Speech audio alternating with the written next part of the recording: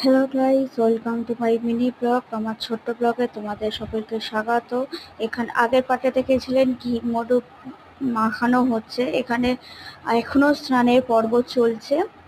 তো এখানে কিছু ছোট ছোট শিশি মতন ছিল, আমি ঠিক জানি না ওইগুলোকে কি বলে। তো 15টি মতন শিশি ছিল, প্রত্যেকটি শিশি রাম, সীতা, লক্ষ্মণ এবং হনুমানজি মাথায় দেওয়া হচ্ছিল। তোমরা দেখতেই পাচ্ছ, আর আমি ওখানে একটা করে শিশি তুলে নিচ্ছি, ফাঁকা হয়ে যাচ্ছে, একটা করে শিশি তুলে নিচ্ছি।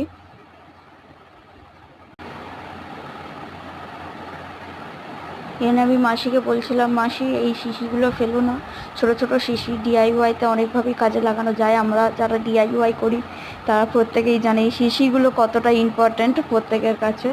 মাসি আমাকে বলছিল আবার যে এই বাক্সটা নিয়ে যা, বাক্সের ভেতরে শিশির ঢাকাগুলোও রয়েছে। তোমরা দেখতে থাকো এরকম ধরনের ব্লগ, সাবস্ক্রাইব করো, কমেন্ট করো, শেয়ার করো। টাটা।